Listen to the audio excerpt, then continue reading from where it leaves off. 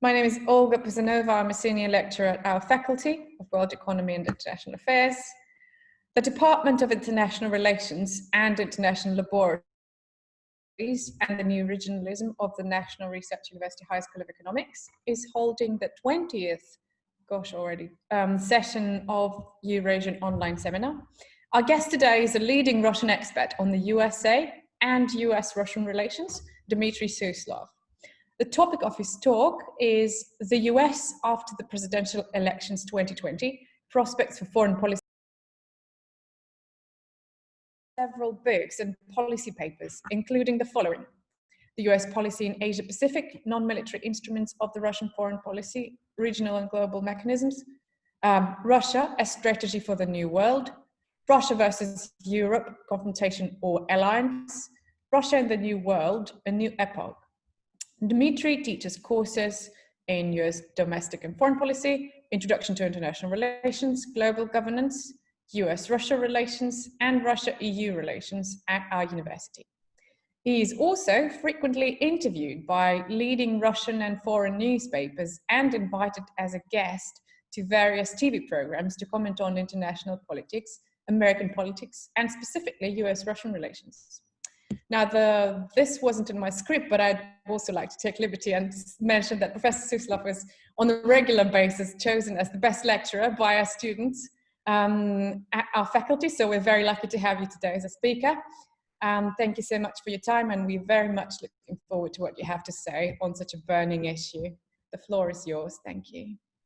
Thank you very much, Olga. I'm really delighted with this invitation by Alexander Lukin and with such a big turnout of people to talk on the prospects, mainly prospects on the US foreign policy and US-Russian relations after elections. I think the results of the elections are more or less clear.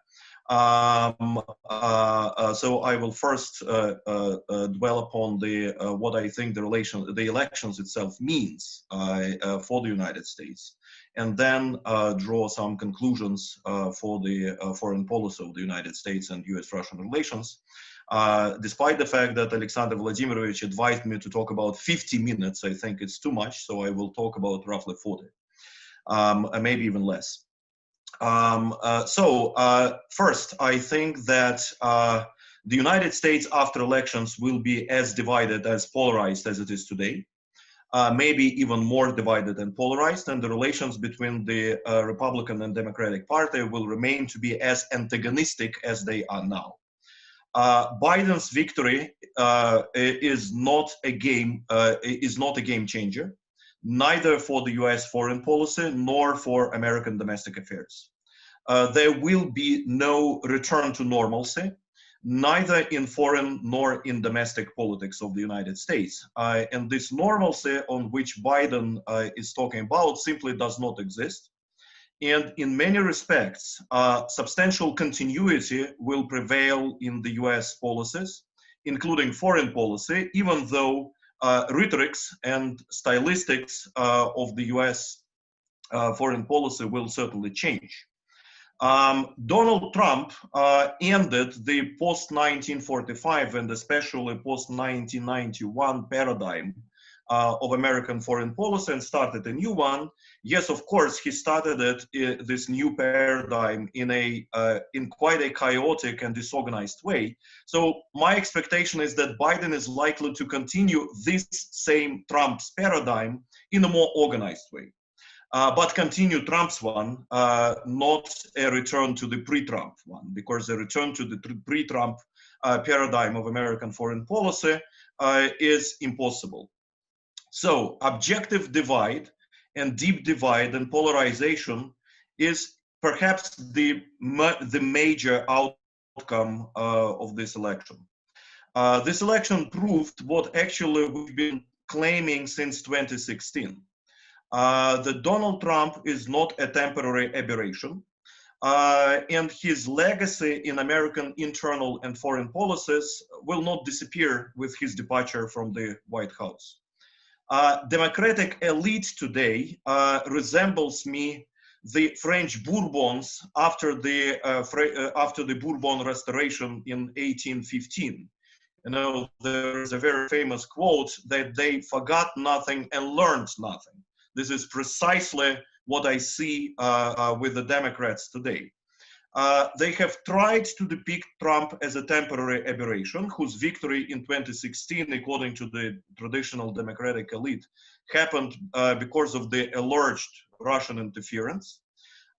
They have ignored and partly humiliated Trump supporters over the last 4 years.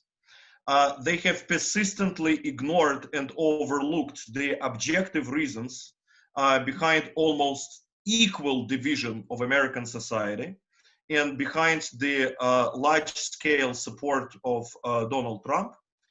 And as a result, their expectations of massive unification of the country against Trump turned out to be completely false.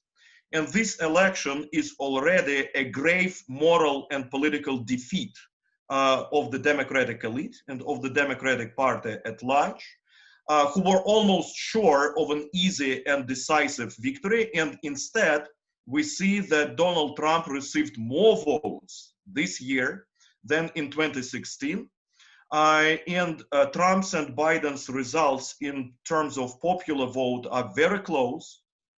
And Republicans maintain control over the US Senate. The reason behind such impressive support of Trump and the Republican Party as such, despite all the objective troubles of 2020, despite the coronavirus and mismanagement of coronavirus, despite the gravest economic collapse in the United States since Great Recession, and so on and so forth. So the reason for this impressive support of Trump is again the same polarization of American society, which I have already mentioned, in terms of political and socio-economic values. So this support for Trump was a response to a significant rise of the left, even leftist wing of the Democratic Party, manifested by the Black Lives Matter movement, by all the protests and turmoil in the US during this summer, including attempts to revise American history and identity. It was a response to the selection of Kamala Harris as a vice president candidate in the Democratic campaign, and so on and so forth.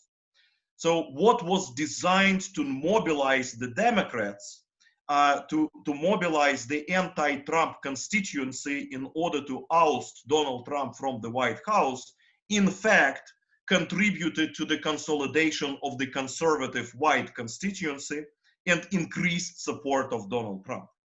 Many of those who voted for Biden voted against Trump, that's true, but it is equally true that many of those who voted for Trump, they voted against the more leftist America and voted against a future president, Kamala Harris, which is quite likely, voted against the Black Lives Matter demands, revision of American identity, and so on and so forth.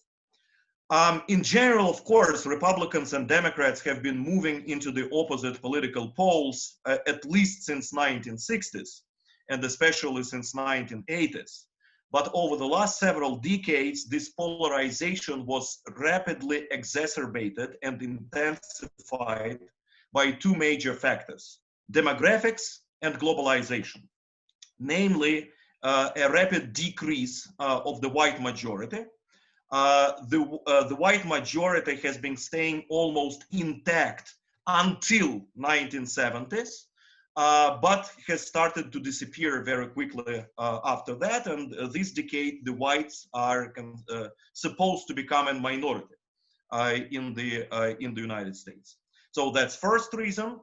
And the second reason is rapid increase of inequality in the US, shrinking of the middle class, deindustrialization, stagnation of incomes of the middle class and below middle class, of the labor, and so on and so forth.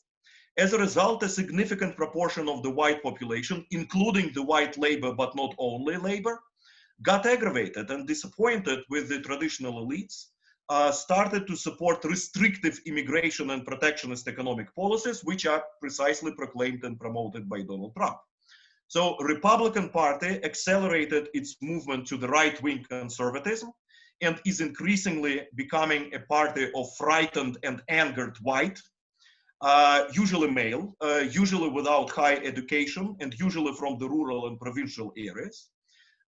Whereas increase of the non-white population and the same socio-economic problems in the United States resulted in the rise of the left-wing, multiculturalist and neo-socialist Democrats, who are represented by Bernie Sanders supporters, by the Black Lives Matter, and so on and so forth. So the Democratic Party, in terms of their constituency, is becoming increasingly non-white and increasingly neo-socialist. In addition, of course, this polarization was exacerbated by the presidencies of Barack Obama and Donald Trump, who both didn't even try to appeal to the other side and simply promoted the agendas of their respective constituencies. And to my understanding, Obama, who is, now considered like an icon for the normalcy and of the Democratic Party, Obama made no less damage in terms of polarization in the United States than Donald Trump. As a result of this, today, two parts of American society promote two different ideals and images of the United States future and of American past. Witness the struggle against the Confederacy monuments, revision of American identity, and so on. They promote different political values, different policies on immigration and tolerance, and their leaders are supported by different parts of the economy. Real sector, energy sector, and farmers support Republicans, whereas financial sector, Silicon Valley, global business support Democrats. And a good indication of the scale of polarization in the United States is that today both parties claim that everything which was built by the other party should be destroyed. In Russia, we used to have a saying, разрушить до основания, а затем, right? To destroy completely to the bottom and then to build everything from scratch. Today, this slogan represents the United States because both Democrats and Republicans claim that everything, almost everything that has been built by the other party must be destroyed. All the policies must be reversed to the opposite, and then completely new and completely opposite policies should be launched, right? Trump started with attempts to cancel and reverse all the Obama's initiatives, both internal and foreign policy, like Obamacare and Iran nuclear deal, and TPP and so on. The same with Biden today, right? And Biden also claims, even symbolically, that he will start with destroying many decisions taken by Donald Trump. This is a feature of American politics which has been unseen for many decades. It has been unseen even just a couple of decades ago, but now it is the predominant tendency. Remarkably, what Republicans and Democratic constituencies they agree upon is that neoliberal foreign economic policies, the US role as benign hegemon and provider of global public goods should be abandoned. And that the United States should focus more on itself, on strengthening of its own, on internal modernization and recovery, become more inward looking, rather than bear the burden for global economic and security orders. So this is what actually unites Republicans and Democrats. This polarization will certainly continue beyond this election and maybe even strengthen. The prospect of Kamala Harris presidency, which is quite likely either in 2024 or even before, if Biden dies or steps down, before, as well as a new turn towards liberal migration policies, liberal minority policies. These will all antagonize Republicans even more. So Joe Biden will be the president of a half of Americans. He will be a president of divided country, with the other half of the country will struggle against him and will try to destroy almost everything that he initiates. For the US domestic politics and policy, it means continuation of internal paralysis, governmental shutdowns, difficulties in adopting budgets, and so on and so forth. Republicans already preserve control over the Senate. And I think in 2 years, it is quite likely that Republicans will become majority in the House of Representatives as a result of the midterms. It is quite likely, both due to the natural cyclic nature of American politics and because of the economic troubles that the United States will continue to be facing over the next 2 years. You know, economic stagnation in the United States is and economic collapse will continue. So economic situation will not get better, and Democrats will pay political price for that. Just as Trump and Republicans have already paid this political price for the troubles of this year. But continuation of these troubles will bring Republicans to the majority of the US Congress as a whole. So the US will be even more divided as it is today. For the US foreign policy, this polarization means at least two things. First, almost any foreign policy issue, with some exceptions, very important exceptions, and I will talk about them. But in any way, almost the majority of foreign policy issues will remain to be used as instruments of domestic political struggle. And will be used as instruments to undermine the new Biden's administration. You know, Biden and Democrats claim that they will return the United States to quite predictable foreign policy, a foreign policy determined by enlightened understanding of national leadership, revival of American global leadership, enlightened interest, revival of American global leadership. Well, in my opinion, only partly, at best partly. In fact, many foreign policy steps of a Biden administration will be determined by domestic political considerations, by considerations of domestic interest rather than the foreign policy interest, and will be torpedoed and undermined by the other party at the same time. And Republicans will try their best to use any opportunity to attack and undermine Biden, just as they did with Barack Obama before, and just as Democrats will do with Trump, nowadays. So nothing will change in this regard, in the performance of American foreign policy.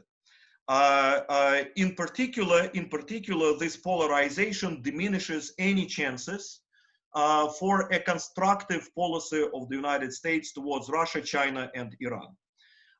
Any sign of softness of a Biden administration towards China or Iran, or any constructive engagement with Russia, for instance, on prolongation of the New START, on terms softer than those the Trump administration proposed, would be immediately presented as the signs of weakness and betrayal.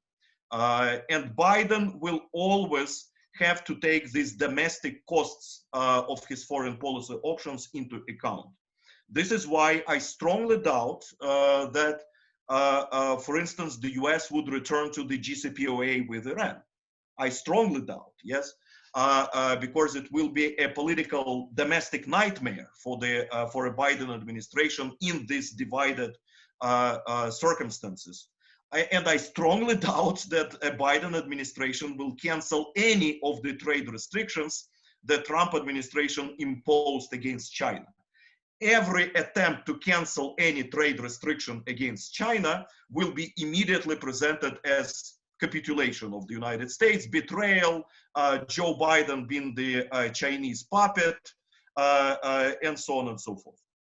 And the second meaning of this polarization for the US foreign policy is that those dimensions of American foreign policy will be conducted in the most vigorous and robust way on which there is internal consensus. And these issues on which there is internal consensus in the United States is perception of Russia and China as adversaries and necessity to contain Russia and China. So taking into account these internal factors in the United States, polarization, lack of support for neoliberal economic policies and hegemonic liberal, benign hegemonic policies by the constituencies in both parties, as well as taking into account the systemic factors of international relations, return of great power rivalry, ongoing confrontation between the US and China and US and Russia, I think at least four major dimensions of the US foreign policy will be continued by the Biden administration in substance, not necessarily in rhetoric, but in substance. First, dual confrontation of Russia and China. This is something that will definitely be continued by the Biden administration. There is a consensus that Russia and China are both adversaries that need to be contained and ultimately returned back to the right track. The balance between instruments of containment will, of course, be different, but the policy will be largely the same. In particular, talking about instruments of containment, in particular, a Biden administration is unlikely to accelerate new arms race, such as through massive deployment of intermediate range missiles in Asia or in Europe. Whereas Trump administration did use and continue to use the blackmail of arms race as an instrument of confrontation and containment. Biden administration is likely to take a pause in new trade restrictions against China, but previous restrictions and sanctions are likely to be preserved. Technological containment will definitely be continued. Criticism on human rights will definitely be continued. Strengthening of Indo-Pacific coalition against China with Quad as the center will be continued. Opposition to One Belt, One Road will be continued, and so on. And again, as I said already before, Republicans will present any constructive move of a Biden administration vis-a-vis China as a proof of betrayal, weakness, dependency on China, and so on and so forth, and will attack them. And the control over Senate, and in 2 years from now, likely control over the Congress as a whole, will be a very significant instrument for them to attack. Second feature of the US foreign policy on which continuity is likely to remain is foreign trade policy. Foreign trade policy of the United States is likely to remain mercantilist. As I said, neoliberal policy is increasingly unpopular both among Republicans and Democratic constituencies. Biden administration will be quite dependent on this leftist wing of the Democratic Party. And the leftist, Bernie Sanders, he doesn't support neoliberal trade policies by the United States.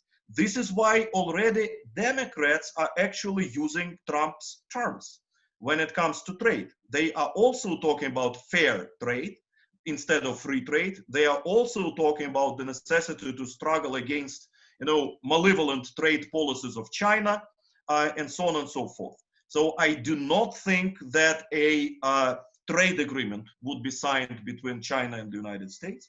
And I do not think that the Biden administration will be able to revive something like TTIP.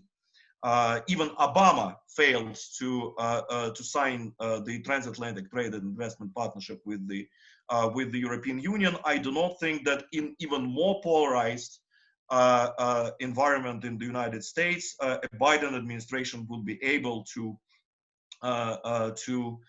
return to more free trade agreement with both China and the European Union. Thirdly, the balance between benign hegemon, the US as a benign hegemon, and revival of American national power will be strongly in favor to the revival of American national power. This is a paradigm change of the US foreign policy proclaimed openly by Donald Trump.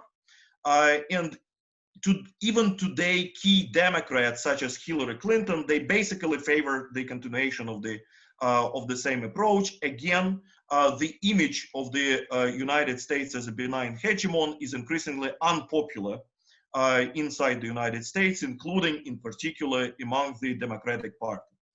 And fourthly, I think it's unlikely that the United States would return to the policy of military interventionism and regime change with the use of military force. The policies similar to those conducted by the Bush Jr. and Obama administration. Rhetorically, of course, Biden administration will declare regime change policies, but the instruments of regime change policies will be different. It will be support of the NGOs, support of the oppositional parties. It will be the foreign assistance policy of the United States, not military interventions. I think that the era of military interventionism of the United States is gone together with the unipolar moment.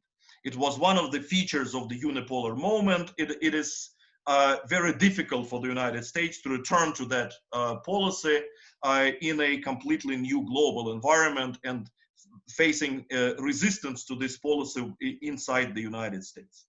Now, change of the US foreign policy under Biden administration. So I described the elements of continuity. Now, elements of change.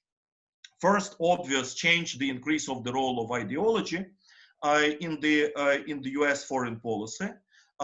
That's typical democratic priority. They will emphasize the importance of human rights, importance of cooperation with democracies. Their rhetoric towards non-democracies will be more hardline, and so on and so forth.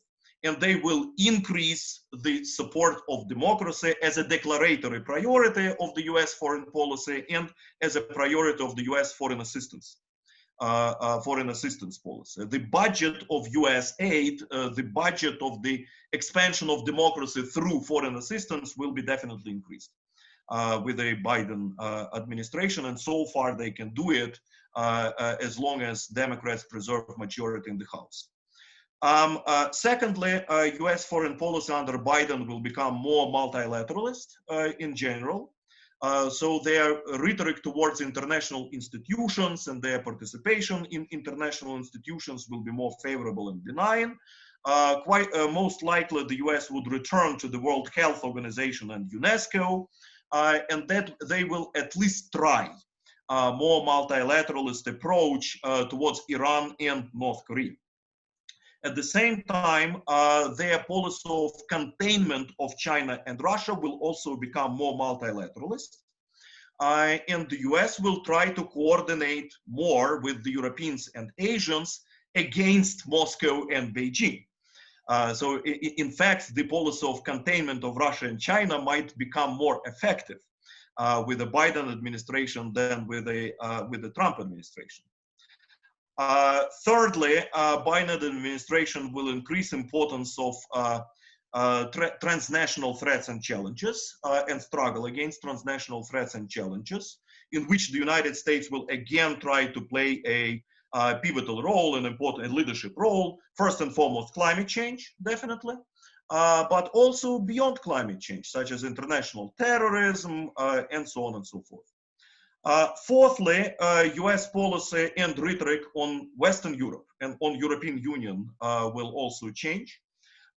Improvement of relations with Germany will be one of the major priorities of Biden administration, which in particular means that the Biden administration might cancel the plans of redeployment of some of American military personnel from Germany to other places in the observable future, which is good for Russia. And secondly, the instruments of US opposition against the Nord Stream 2 pipeline might also change. As long as Nord Stream 2 is supported by Berlin, and it seems to be still supported by Berlin, it's unlikely that Biden administration will continue the Trump's approach against Nord Stream and antagonize Germans and impose sanctions against Germans and against European companies who participate in this project. But of course, like in the period of Obama, this restoration of transatlantic relations will be A, partial, and B, temporary, right? Partial and temporary. There will be no return to benign years of Bill Clinton in transatlantic relations, because all the fundamental problems will remain, such as the containment of China and Asia in general will be much greater priority for the United States than Europe. And Europe will be regarded by the United States as an instrument of containing China and helping the United States to contain China. And there are huge divisions on that. Europeans are unlikely and are resistant to become, completely loyal to the United States in terms of containment of China. Secondly, as I said, trade policy of the United States is likely to become mercantilist, and of course defense spending of the European countries will also remain a divisive issue. It was under Obama, exacerbated under Trump. It will not go away with Biden. And finally, another important element of change, if the overall mood of the U.S. relations with EU and West European countries will improve in general, then I think US relations with some non-European allies, especially in the Middle East, will weaken, will suffer. Above all, of course, with Israel, Saudi Arabia, and Turkey. The US policy on Israel will be not as supportive as it is with Donald Trump. Saudi Arabia and Turkey will not be happy with a new attempt of engage with Iran, and they will not be happy with the general increase of ideology in US foreign policy. And by the way, the Japanese and South Koreans are also not very happy of the Biden's probable victory. Japan is quite afraid, wrongly, I think, but still is concerned of a more softer US approach towards China, whereas South Korea is afraid of a more hardline American approach towards North Korea under Biden. Now, prospects of the US-Russian relations under Biden administration. Well, my main point is obvious: confrontation will strengthen.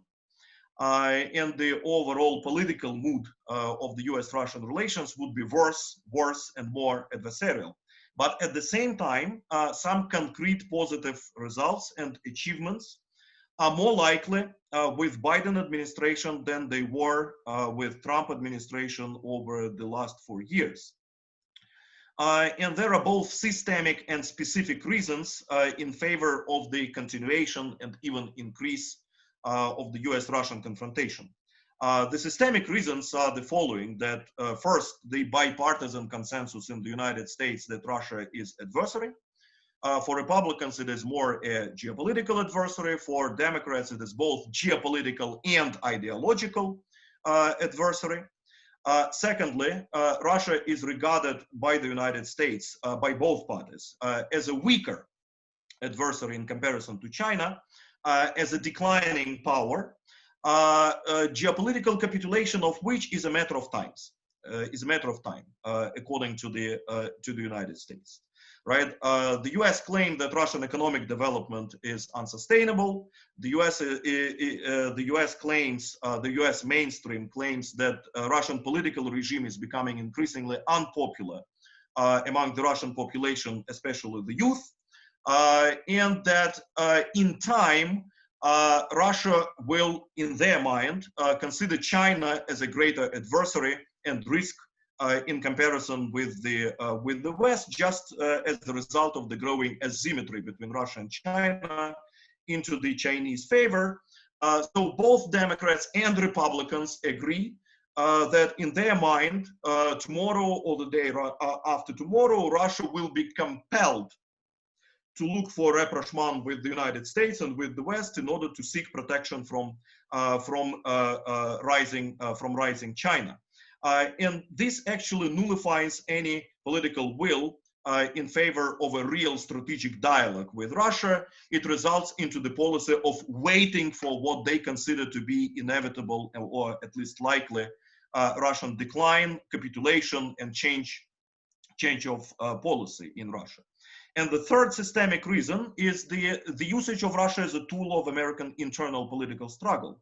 It will be decreased with the Biden administration, but not abandoned. The usage of Russia as an instrument of political struggle in the United States is not as a result of the alleged Russian interference in 2016. It started long before. Already in the times of Barack Obama, Russia was used as an instrument, the Russian factor was used by Republicans as an instrument of undermining Obama.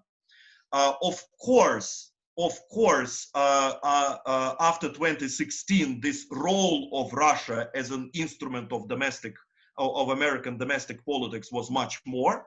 Now it will probably become less because it would be hard to accuse Biden of collusion with Russia.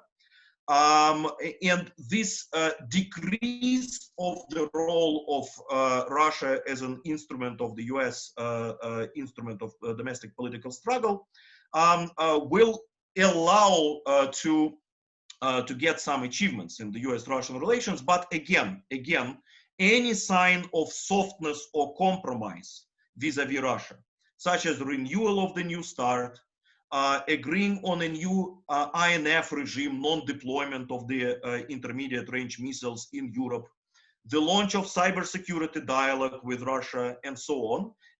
Everything like this will immediately be attacked by Republicans and presented as Biden's betrayal of American interests and values. So these costs are inevitable. And sometimes these domestic political costs will overwhelm the benefits of dialogue and cooperation with Russia. You know, to overcome these costs, a big bipartisan coalition is needed in the United States, as well as a strong American president. Neither is possible in the next 4 years. And now some specific features of the US-Russian relations under Biden administration. First, the criticism of Russia on issues of domestic affairs and human rights will certainly increase. The necessity to support democracy, human rights activists, NGOs, the Russian opposition, sanctions related to those issues, so more robust usage of the Magnitsky Act as a basis for imposition of new targeted sanctions against Russia. You know, by the way, the Trump administration has not imposed sanctions against Russia after Navalny scandal yet. Biden administration will certainly do that. You know, one of the first steps that Biden will do vis-a-vis Russia. Secondly, in general, Biden's rhetorical and political approach vis-a-vis Russia will be more hardline. Biden administration is very likely to initiate a new series of targeted anti-Russian sanctions in order to punish Russia for those mythical, you know, steps in which Russia is accused by Democrats for, and for which Russia has not been punished enough in their mind by the Trump administration. You know, starting with the support of Trump in these 2020 elections, and up to these alleged bounties that Russia allegedly paid to the Taliban for assassination of American military, of American soldiers in Afghanistan. Thirdly, Biden administration is very likely to increase the support of Ukraine and the policy of containment of Russia in the post-Soviet space in general. There are very big chances that Biden administration will openly support Ukraine in the necessity to revise the Minsk agreements. The US criticism of Russia-centric institutions in the former USSR, Eurasian Economic Union, and so on will intensify. US support for the opposition in Belarus will intensify, and so on and so forth. And of course, the US will encourage also the more I would say, withdrawal of Armenia from the Russia-centric institutions, using the current situation in the Nagorno-Karabakh conflict as an instrument against Russia, right? As an argument that, look, Russia doesn't help you, so you should get out of the Russia-centric arrangements. Fourthly, a temporary improvement of transatlantic relations under Biden will decrease the freedom of maneuver of Russian policy towards Europe. But actually, the Russian relations with West European countries are troubled already. But in any way, with the Biden administration, a political will of the West European leaders to conduct a more independent dialogue, a more constructive dialogue vis-a-vis Russia will be much less. Fifth, a personal factor, a personal hatred between Biden and Putin. I think there is a very strong negative chemistry between those two politicians. I would remind you that Joe Biden was the one who openly recommended Vladimir Putin not to go to the re-election, not to return to the presidency back in 2011. Right? Biden paid a visit to Moscow. At that time, he met Putin, who was the Russian prime minister, and told him that, Mr. Putin, you should not go to the re-election. And after that, Biden met with the leaders of the Russian political opposition and also told them that he had just told Putin not to go to the Kremlin again. So just imagine the personal feelings between those two. And finally, the most probably composition of the future Biden administration, it's unlikely that it will. It probably might include more realist people who would pursue a more realist policy vis-a-vis Russia, such as Bill Burns. But even Bill Burns is not mentioned among the most likely appointees to the leaders of the Biden administration. Again, instead, Tony Blinken, Susan Rice, Michael Carpenter, these are the most likely foreign policy leaders of the Biden administration, and those people have nothing to do with reality in terms of their perception, of Russia. An American think tank which is close to Biden and which elaborates foreign policy ideas to Biden is Center for the New American Security. I visited it last summer. I can tell you I had a much more disgusting impression of that think tank. Atlantic Council would look like doves in comparison to those guys. So these are negative, whereas there could be also some, as I said, some despite this overall increase of confrontational moods, there might be some positive achievements because the usage of Russia as an instrument of American domestic political struggle will be less. And secondly, Biden administration will be more serious about strategic stability and will not emphasize arms race as a confrontational policy vis-a-vis Russia. Thus, it is more likely not just to prolong the New START, but also to launch conversation with the Biden administration about what comes next, including a dialogue on cybersecurity, including the completely new architecture of preserving strategic stability beyond the New START, including the regime of non-deployment of intermediate range missiles in Europe, and so on and so forth. And lastly, I think it will be also easier to normalize diplomatic and visa relations with the Biden administration, again, as a result of the reduction of the of the role of Russia as an instrument of American domestic politics. So it would be easier to return to more or less normal diplomatic relations and simplify visa relations. And I will stop there. So I talked for 40 minutes as I promised, and now I would be very eager to answer questions, criticism, disagreement, and so on.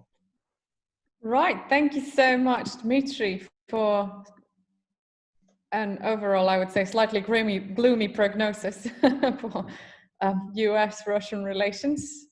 Gets messy when Russia doesn't meddle with US elections, doesn't it? This is not my joke, actually. I saw it online. As we speak, we had almost 100 participants today, so I would say it's a great success. Dmitry, thank you so much for your talk.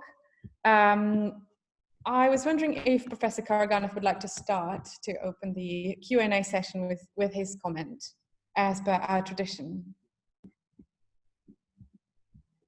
Oh, you'd have to unmute your microphone. I'm switching. First of all, I mean, I will insist that I will not be asked to be the first person to be to put a question the next time, because I mean it's rather weird. I mean, we have a great company coming from all over, so why Professor Karaganov, in spite of the fact that I'm the dean? But if I must, I have to face the challenge. So I was delighted to listen to your brilliant analysis, Professor Suslov. What is the chances of success for Biden administration in the outer world, including you were extremely dramatic. Everything will be great. They will be, I mean, against everybody. They will challenge everybody. They will be more effective. Blah blah blah, etc. But will they succeed? Will in they challenging Russia, in challenging China, in rebuilding American positions in the world, apart from the obvious things like cosmetic changes in American European relations and in some relations with some others. Will others embrace new Biden's policy, if there is a new Biden's policy? Should I answer right away, Olga? What? Okay. I think that'd be the usual format, because we have lots of questions and we might just get lost otherwise in them. So, if you please. Yeah, thank you very much, Sergei Alexandrovich, for this question. In general, I think that American policy of containment of Russia and China will not be successful. And I already mentioned that Europeans are unlikely to join containment of China in a full-fledged way, as the United States wants them. Biden administration will continue Trump's policy on struggling against Huawei, on trying to undermine Chinese technological development, and would want Europeans to join the United States. Moreover, a Biden administration will claim that, look, we are not Trump, we are softer with you, more friendly with you, so you should reciprocate with supporting us elsewhere. This is, by the way, what Obama started with, but not with China, but with Afghanistan, right? Obama was telling to the Europeans in 2009 and in 2010 that, look, we are not George W. Bush, so please support us in Afghanistan. Europeans refused, and that resulted in a continuation of the crisis of transatlantic relations already under Obama. So something similar, I think, would happen with transatlantic relations under Trump. Under Biden, when Biden administration will be refused of loyalty from the Europeans in containing China to the scale as the Biden administration wants them to contain China. As for Russia, I think here the Biden's administration policies would be more effective, right? Because, well, basically Biden administration will decrease the military elements of containment of Russia and China, but increase the other elements of containment of Russia and China, which would be quite acceptable for the Europeans. Right, Europeans were concerned about the future militarization of European security, the increase of the risk of war. They will be okay with the reduction of this risk, but more coordination between the United States and the Europeans on sanctions, on criticizing the Russian political regime, support of Ukraine, you know, and so on and so forth. So containment of Russia would probably be more effective. Containment of China, not necessarily. My assumption. Right, thank you so much. I believe we had a question from Dipan Carbonergy as well. However, he seems to have deserted his seat, so we move on to Anne Phillips, please. Now, may I please remind you that if you would like to ask a question, could you write down your name in the chat, please, and the question as well? Because if you raise your hands, I'm not going to be able to see all of you. Now, Anne Phillips, if you could please. Yes, well, good afternoon to everybody. It's good morning for me. Thank you very much. I agree with most of what you said, but there are a few things I would take issue with. First, the election is not decided. It's very close. The assumption is that Biden may win very narrowly, but that remains uncertain. Votes are still being counted in 5 important states. So we'll wait and see, but at a minimum, Biden's mandate, as they say, to govern will be very, very limited. And at the same time, the majority in the Senate is not yet decided. There is a potential for the Democrats to win a majority very narrowly or tie 50-50 split or 51-49 in favor of the Democrats. That remains to be seen. At a minimum, your core point is important, that the country remains very, very divided. At the same time, I would say, and I agree with a lot of the points you made, there is consensus among Republican foreign policy experts, so to say, in the Senate and Democrats in terms of revitalizing the partnership with the European Union, et cetera.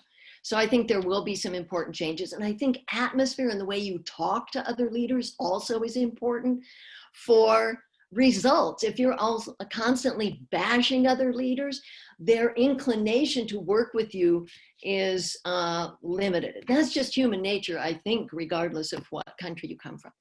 But I would also comment that I don't agree that Obama and his administration bear equal responsibility for this massive polarization.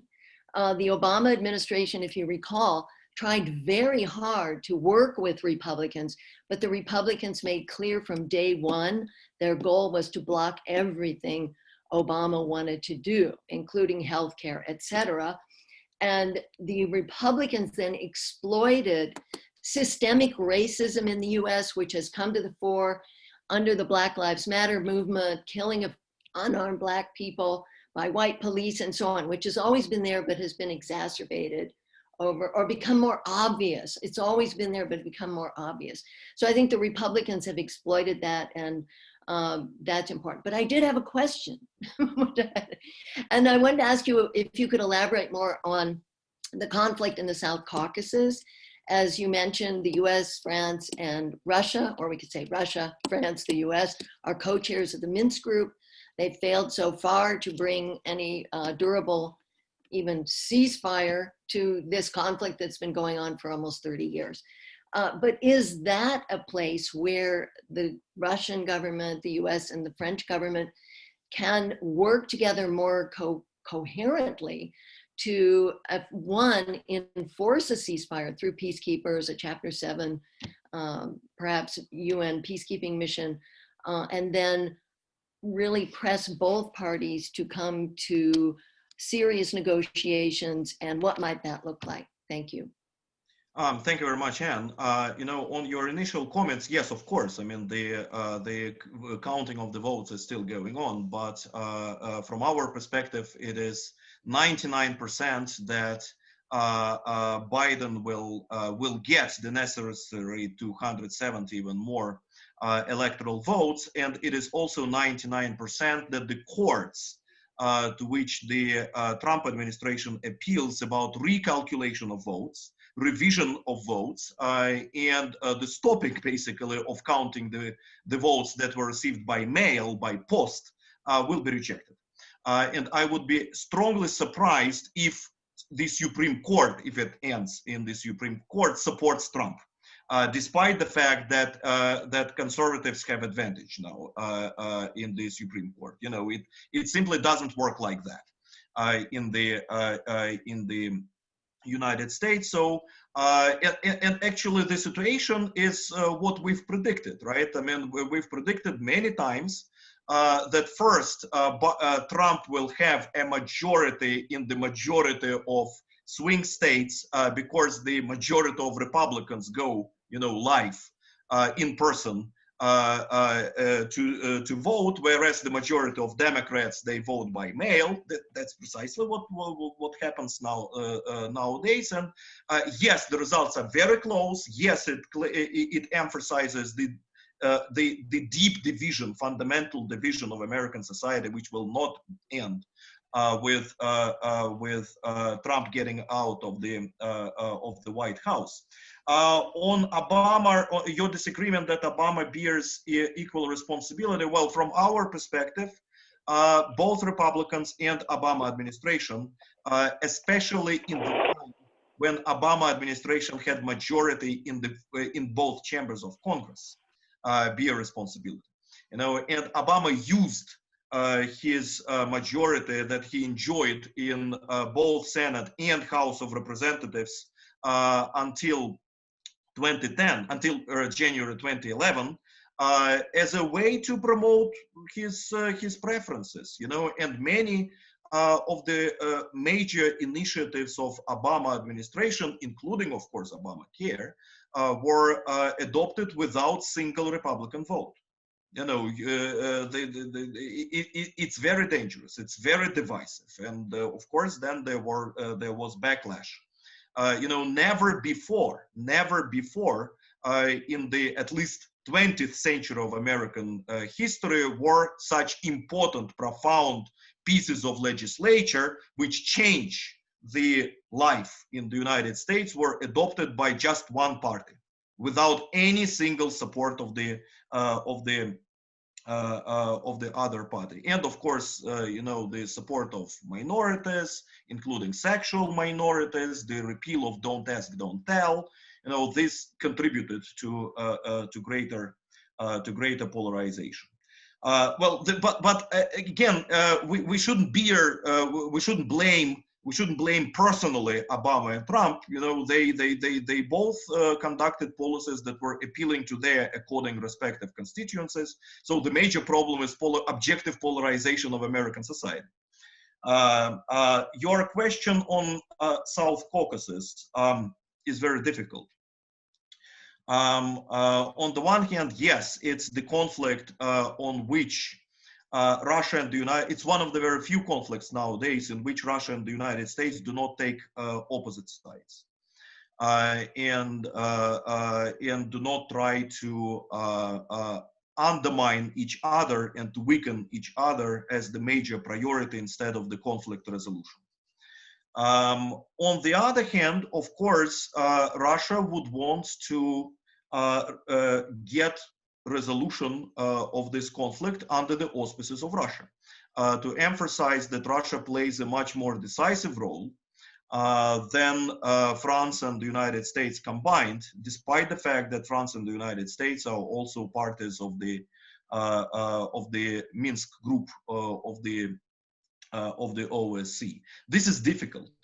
And to tell the truth, I don't know how Russia will manage that and whether Russia will manage that. Because on the one hand, Russia tries to ensure resolution of this conflict, as I said, under the Russian leadership and under the Russian auspices. which is without United States and France. By the way, France has already taken sides, and it's no longer an objective intermediary and mediator. Secondly, Russia, of course, rejects the Azeri and Turkish proposals to completely change the format and arrive at 2+2 formula, where Russia and Armenia are on the one side, and Azerbaijan and Turkey on the other side, and basically to conduct an agreement with Turkey about division of the South Caucasus. This is unacceptable for Russia either.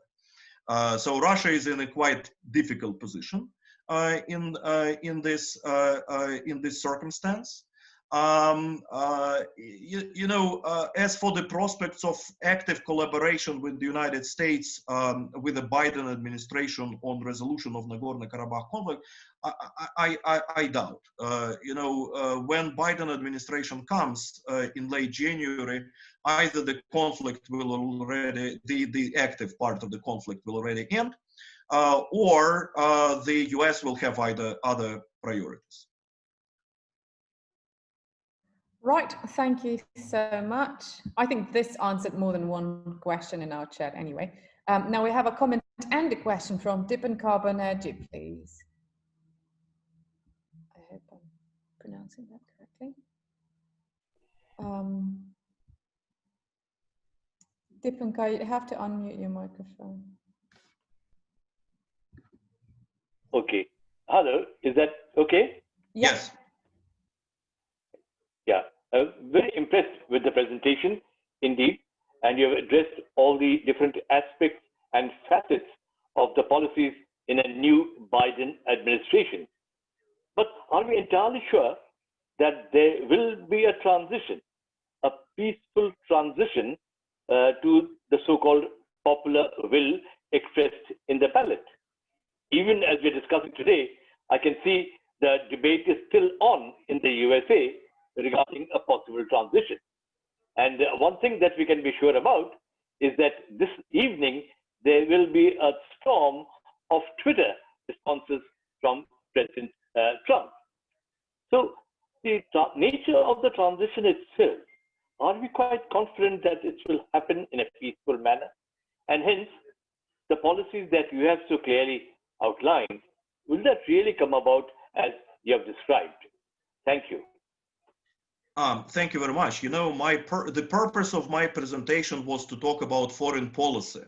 And I addressed elections in the context of foreign policy and how do they impact foreign policy, not the elections per se, right? And the aftermath of the elections per se. But you are absolutely right. I am not confident of a peaceful transition. American society is immensely polarized. By the way, demonstrations in the United States have already started. So far, there is less violence than we saw in summer. But I would not be surprised if the level of violence, unfortunately, escalates.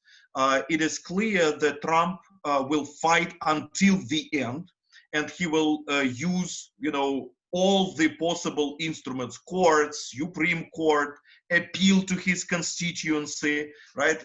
Today, I think today in Moscow times, yesterday in the US times, he declared his victory for the second time, right? So already 2 times he said that he has won those elections. And both parts of American society are very much mobilized, so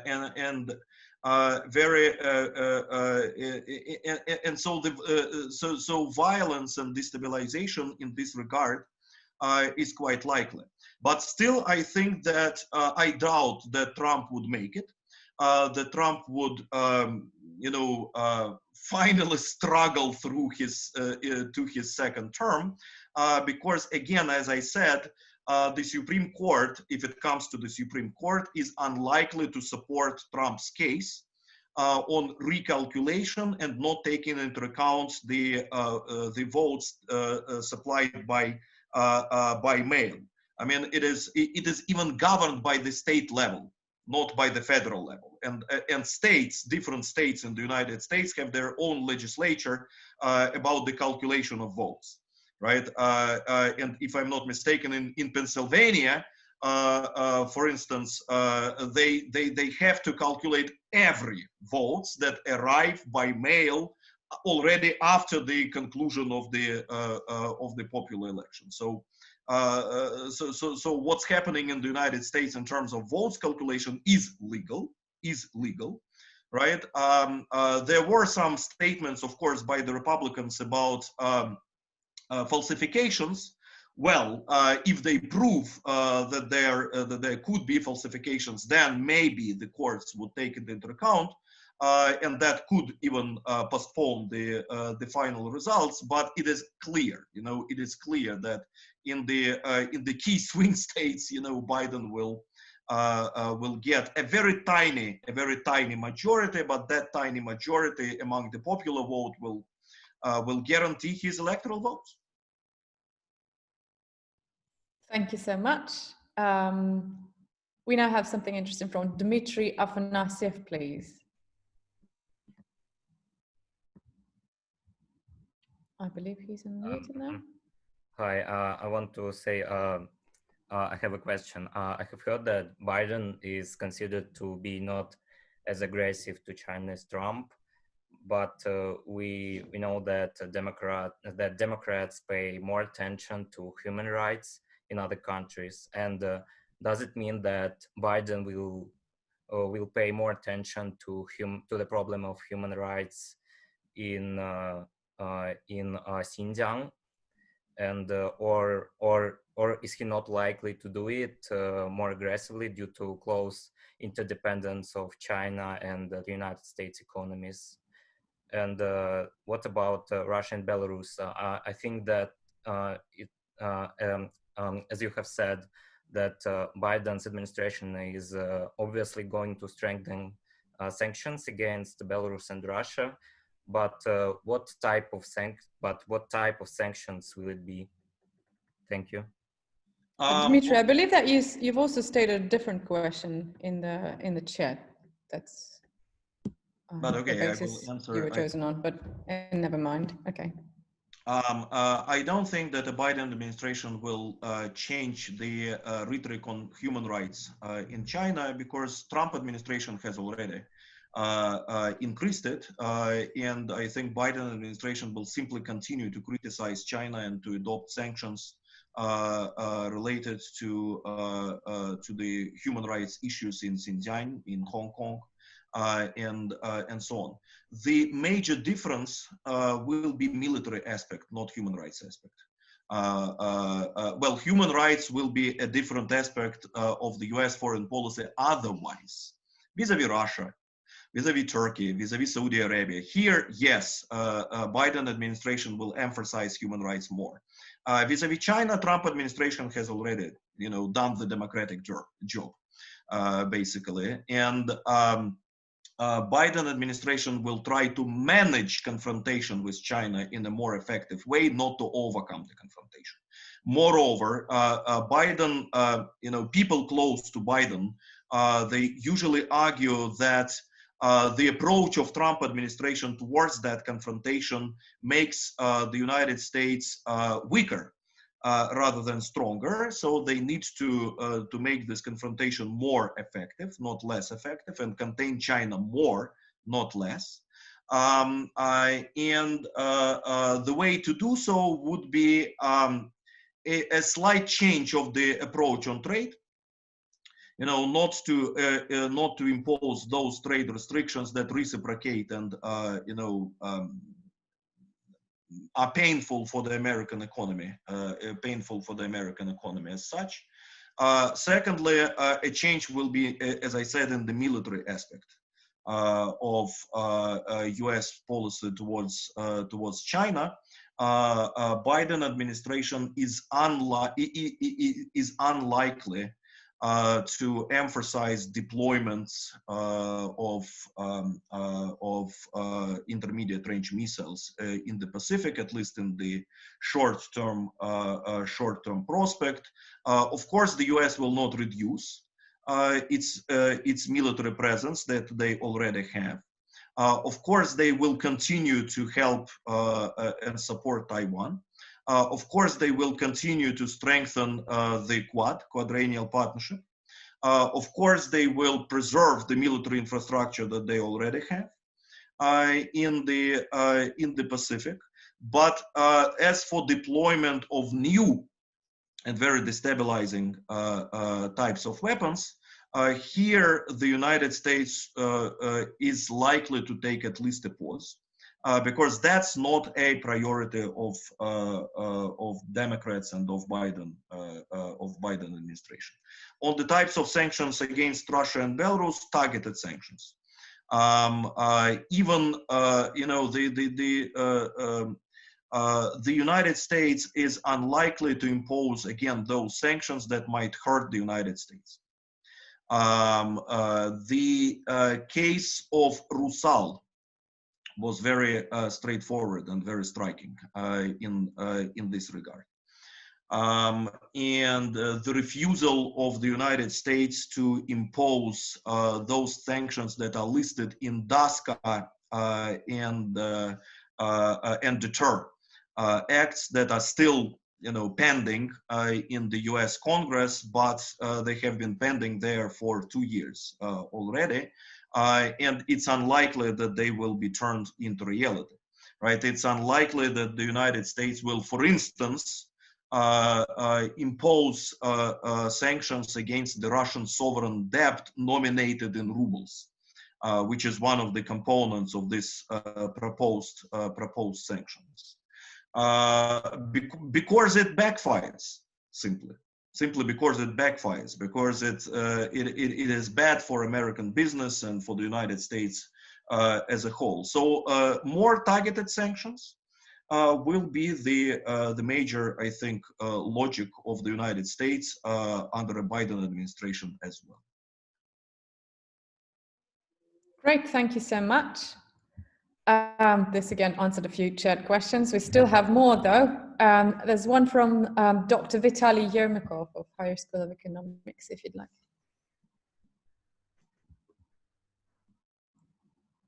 Vitaly, you've been muted, I think. Can you hear me? Yes, we can hear you now. Dmitry, thank you very much. Very, very, very interesting. I just wanted to raise this issue of whether we are looking at this social polarization in the states and think sort of that it is getting worse simply because historically the US was the country of a very strong social center, unity, and so the effects we are seeing are merely the results of these high tensions after the political cycle, and when it's all over, sort of it goes back to normal. Because it's one thing to characterize what we are seeing as political polarization, but it's quite a different thing to say that we are seeing real social polarization in the States. And I think we are not there yet. What do you think? Because it's so central to everything. Well, I think that you are absolutely right. And I said it in my presentation, we are seeing a social polarization, value polarization, which results into political polarization. I think it's objective. I think that two parts of American society promote very different values. In terms of minorities, migration, racial composition of American society, family values, Second Amendment, abortions, and so on and so forth. And very different socioeconomic also priorities. Right, and very different socio-economic policies. So I think it is much deeper than political. Political polarization is a result of this objective value and socio-economic reasons, not a reason. And this is why this polarization is very difficult to overcome. Right? And I have no answer to this question, right? Sometimes people ask, how and when will the United States overcome this polarization? It's impossible to answer this question. What is possible to say is that not in the next 4 years, right? That's for sure. It has to overcome this polarization somewhere in the future. The parties need to change themselves, right? The parties need to conduct more new portfolios, new political portfolios and preferences, and they have to change their constituencies as a result. But look, when will it happen? How will it happen? On the basis of which political idea and so on? I have no answer to this question.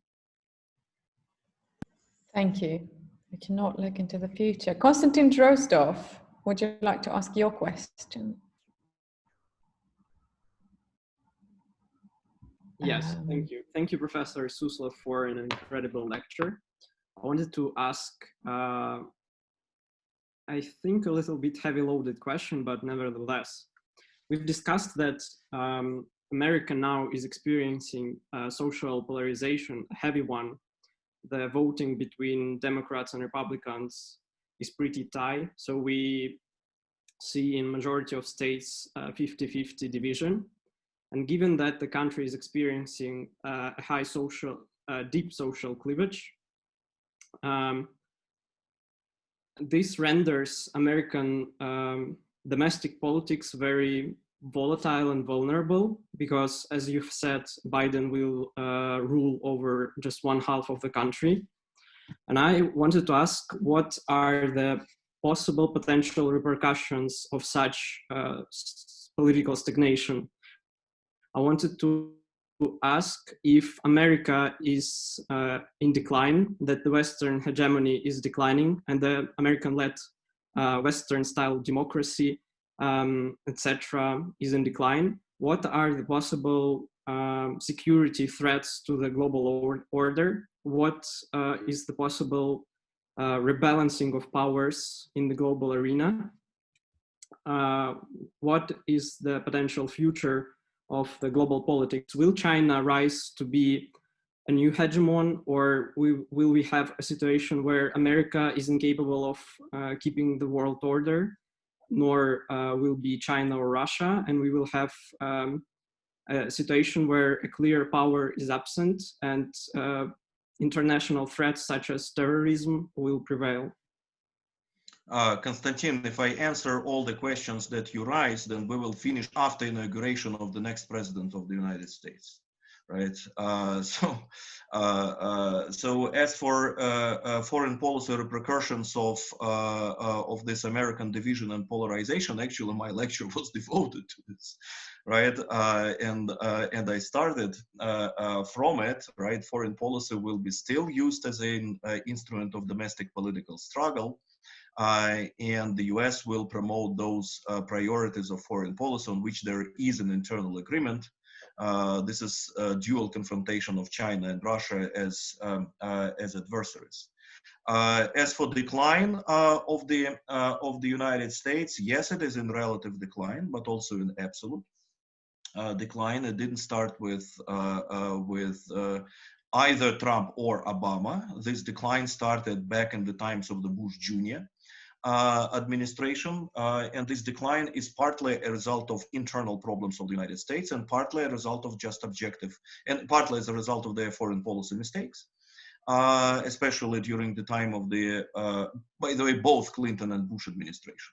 By the way, by these mistakes, I mean not just invasion in Iraq. By these mistakes, I also mean their failure to integrate Russia into the Western system.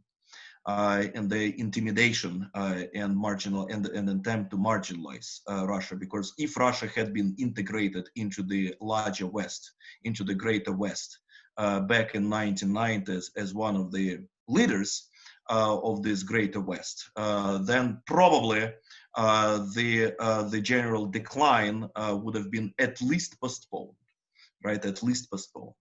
But instead of integrating Russia, they made Russia another powerful enemy of themselves, and now they pay the price for that.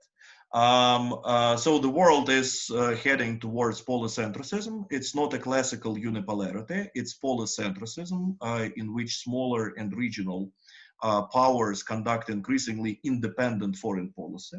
From the Russian perspective, it is both good and bad.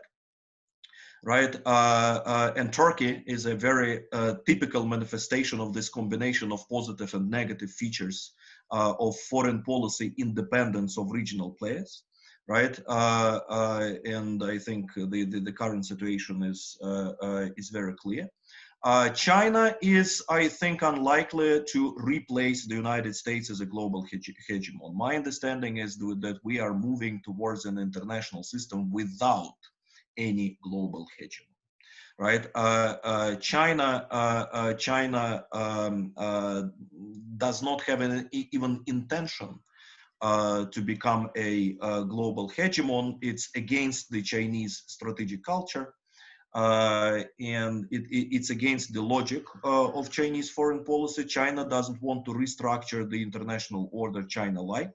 It's unlikely to even try to build a China-centric and China-led global international order as the United States have built since 1945 and tried to universalize this order after 1991. So we will have a global order. Well, today we have a global disorder, right? But after this disorder, we will have a global order without hegemon, without global hegemon, and an order in which global and regional powers will be more independent. So it will be more democratic international order, democratic in terms of the independence of countries, in terms of the ability of the countries to choose their paths of development, their models of development. And this trend provides many good opportunities for Russia. By the way, we've even published a report with Sergei Karaganov and other colleagues on this issue called "New Ideas for Russian Foreign Policy." So you can read it, and you will see some also ideas about where the world goes. Thank you very much. So we have an interesting question here from somebody who has left, called Mark Deemy. So I'm going to take liberty and read it out loud to you. You talked about the increasingly polarized US society multiple occasions today. What do you think about the possibility of a civil war in the US between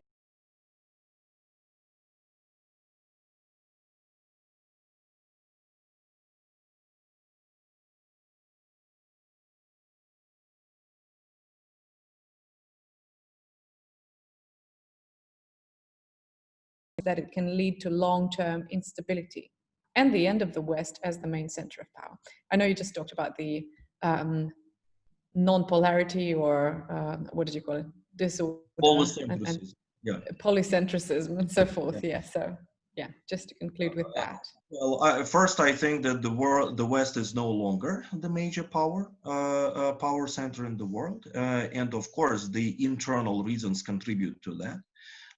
As for civil war, you know, I would say civil Cold War or cold civil war is already going on in the United States. You know, unfortunately, Democrats and Republicans, at least the majority of them, regard each other less than partners and more than adversaries in American domestic politics. And in my initial presentation, I referred to this newly emerged tendency in the US policy to reverse, to destroy the heritage, the legacy of the other, and then to build everything, you know, from scratch. This summer, unfortunately, we've witnessed a very dangerous transformation of that cold civil war into hot, into violence, right? And as our friend professor from India rightly said, future violence in the United States is not excluded. And it's dangerous, right? Because the United States remains to be the most powerful nation state, the most powerful power in the world. As for a full-fledged civil war, well, it's hard to guess, right? I hope that it doesn't. The U.S. after all have, I think, a very strong advantage and a very strong pacifying and stabilizing element of their political system. It's the superiority of courts, of the court, and the rule of law. Despite polarization, that remains. And so far, the courts, they continue to play this positive and stabilizing role in American internal politics. So that will be a factor against a full-fledged spillover of cold civil war into a hot civil war. Also, the divisions within the country in the United States are much more complex and geographically mixed than they were in early 19th century and in the middle of the 19th century, when the previous Cold War in the United States happened. There, the country was basically divided between the North and the South. Today, look, it's much more mixed. Right, we have divided societies within states and across states, and even sometimes within families, right? Not just as a simple division as was in the 19th century. So in a nutshell, no, I do not expect a repetition of the American Civil War to happen. All right, thank you very much. I believe I may have seen Professor Alexander Vorontsov waving at some point. Would you like to comment? And then we'll conclude at that. I'm going to ask you to unmute your microphone. Okay, thank you very much that you did not miss me. I have a very short question. First of all, I would like to express my appreciation in respect to his excellent observation. The question of, I'm Korean specialist, yes, and you mentioned that Republic of Korea is concerned that if Biden will come in power, the policy of the United States towards North Korea may become tougher. What's the reason from your point of view? Only because it will be reiteration of Obama policy, coming back to the strategic patience of Obama policy, or Biden administration is ready to elaborate some new, more decisive course towards North Korea? Well, thank you very much for your question. First, I do not think that North Korea will be, and management of North Korea will be one of the major priorities of a Biden administration in Asia. Containment of China will be much, much more important. And containment of China, in my understanding, is one of the major systemic reasons why no resolution of the North Korean problem is possible in the observable future. Because the major decisive power who has leverage over North Korea is China. China did have some political will, and China did have reasons to exert its leverage on North Korea before the US-China confrontation, but China has zero political will to try to resolve North Korean problem now, when the US-China confrontation is unfold, and when China comes to conclusion. Of course, by the way, China is very favorable of of Biden's likely victory and likely administration. For them, it will be a pause at least in the trade war, and they hope, of course, for rapprochement, but they will be discouraged, I'm sure, right? They will be discouraged with the Biden administration in the future. So China will continue to have zero political will to exert its leverage on North Korea, to resolve the problem. As for the South Koreans' concerns, South Koreans really welcomed Trump's outreach to North Korea, to Kim Jong-un. According to South Koreans, this outreach, even though it didn't bring tangible results, it changed the atmosphere. It kind of destroyed a taboo on dialogue and cooperation with North Korea. So after Trump had met with Kim Jong-un, it is much more easier for the South Koreans themselves to engage with North Korea. It de-escalated the situation. The very summits themselves, the very meetings between Trump and Kim Jong-un de-escalated the overall situation around North Korea. So the South Koreans would like at least this to be maintained. Whereas Biden, Biden has already said that he would never meet Kim Jong-un, right? That it was a mistake, that it was a victory of North Korea, which brought nothing to the United States, which is, by the way, to a big extent true, right? But nevertheless, right? And I don't think that the Biden administration would continue Trump's policy of engagement. So engagement, at least bilateral engagement, a friendly engagement with North Korea would cease. Whereas a multilateral engagement and return to the classical six-party model, six-party format is unlikely because of the US-China confrontation. So that's why nothing new positive will appear. Whereas something that was positive on the part of the Trump administration would be destroyed, or at least not continued by the Biden administration. This is why South Koreans are not seem to be not happy with the arrival of Biden. All right, thank you so much, Dmitry, and thanks for everyone who survived till the end of our lecture. This is really comprehensive. We have had almost 100 participants at its height, so it's great. Very popular, Dmitry, thank you. I just wanted to add that we're going to gather more frequently because the seminar has proven to be quite successful.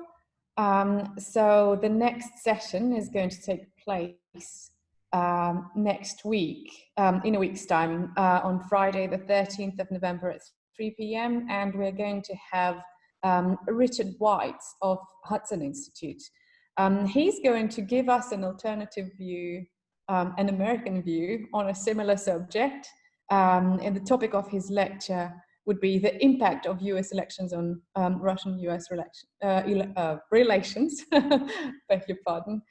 So we're looking forward to seeing all of you, or most of you, if you can make it next Friday as well. It was great to see you all. Thank you. And thank you, Dmitry, once again. Thank you very much, Olga, and thank you all for participation, for listening, for questions. Lorenzo, in particular, hello. Write me an email, and we will restart our communication. So thank you very much, and have a good evening and have a good weekend. You too. Thank you. Bye.